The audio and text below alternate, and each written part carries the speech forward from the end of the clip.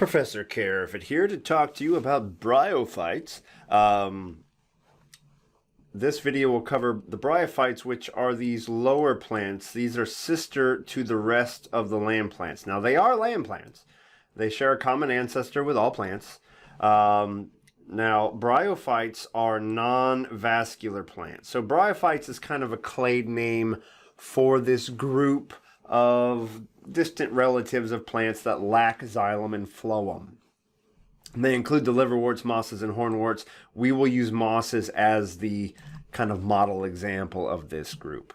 We're not going to talk about this group this semester. It's a really cool group, but we don't have time to talk about the lycophytes. But we will then go into ferns, gymnosperms, and angiosperms in videos that are after this one. Okay, so plants. We talked about fungus a bit. We introduced plants a little bit before, but plants have two different multicellular generations in their life cycle, meaning two different multicellular organisms in their life cycle. One of them is haploid, having one copy of chromosomes. So let's just say we have an organism, 2n is 10, okay? Just to make it easy, 2n of 10. You know, just like we are 2n of 46, right? One is haploid and grows from a spore. So this would be n of 5, right? It has 5 chromosomes in its cells. It's haploid, and it grows from a spore. A spore is just like a spaceship. It's a cell with a hard outer covering of sporopollenin, which protects it from drying out, and there's a haploid cell inside. That's what a spore is. And a spore can grow by mitosis into an organism.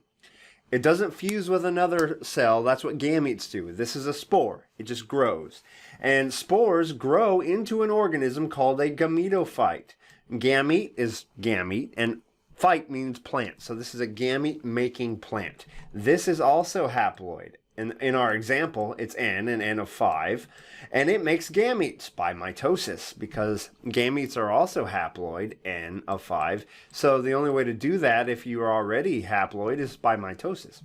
Okay, now gametes fuse together, sperm plus egg, and that leads to an embryo and a zygote, then an embryo growing by mitosis, which is the sporophyte generation, the spore-making plant.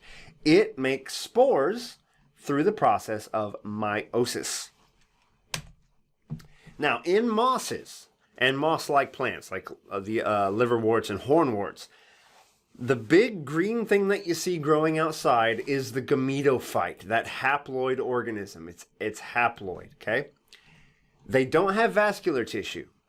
So they get all of their water and things just by simple absorption. And in fact, they don't even have roots. They don't have stems. They don't have leaves. They're just this body that's green and photosynthetic.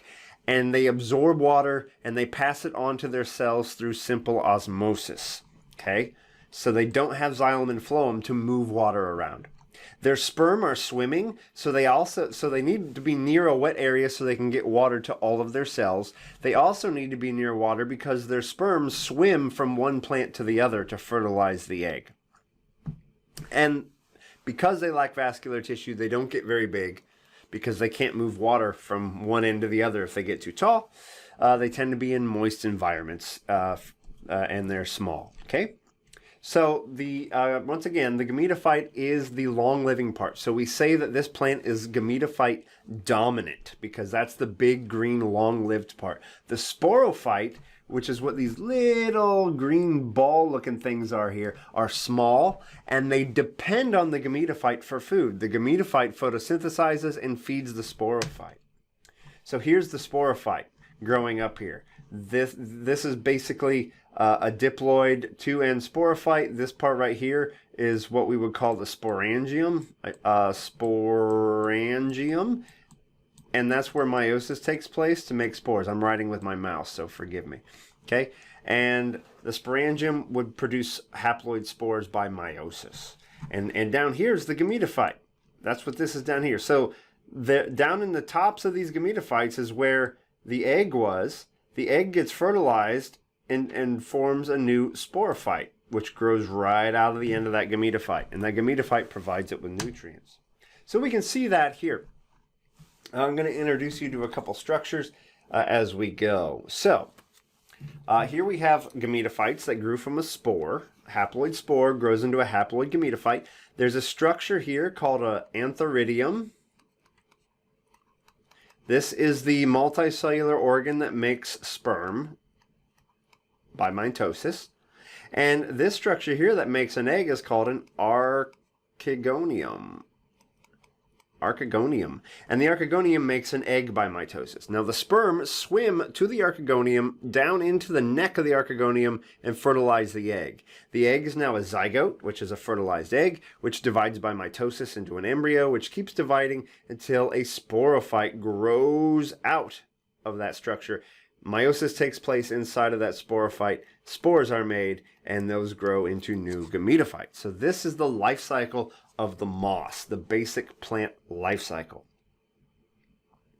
Now the sporophyte dries out and dies at this point, so it's done. So it's short-lived, it doesn't live that long, but the gametophyte lives a very long time.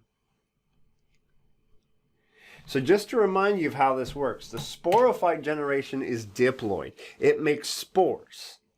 Sporophytes means spore plant. It makes spores by meiosis. Spores are a cell that grow into a gametophyte.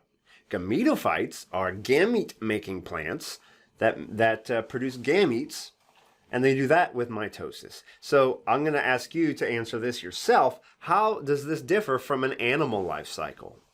It's quite a bit different, isn't it? So think about how they're different. So what we'll see as we move into vascular plants, plants that evolve vascular tissue like the ferns, is that the sporophyte becomes much bigger and dominant, and the gametophytes get smaller and smaller, okay? And eventually the gametophytes become reliant on the sporophyte for nutrition. So these plants, like ferns, mosses, they produce spores in a structure, a specific structure on the sporophyte called the sporangium. Plural is sporangia, and that's where meiosis takes place, and then these haploid spores are produced. Those spores fall on the ground, and they grow into a multicellular organism. The spores are covered in sporopollenin, which is a really resistant polymer. I think it's the most resistant biopolymer known. It protects that cell inside. And then here's the spore here. You can see it. It divided. It grew into this fern gametophyte here. Here's an example of a moss gametophyte over here. These plants make gametes, sperm, egg, or both, depending on the species. But they're not, well, mosses can get pretty big, but you can see this fern gametophyte is only a few millimeters wide. It's pretty small. Then now as we move into vascular plants, those plants that have vascular tissue, we're going to see a more complex relationship here in that the sporophyte is going to be big and free-living, and the gametophyte is going to be much smaller. It's kind of the opposite from the mosses. So this information will probably overlap with the next video, but that's okay. It's good to hear it twice. And we're going to move on into vascular plants in the next video.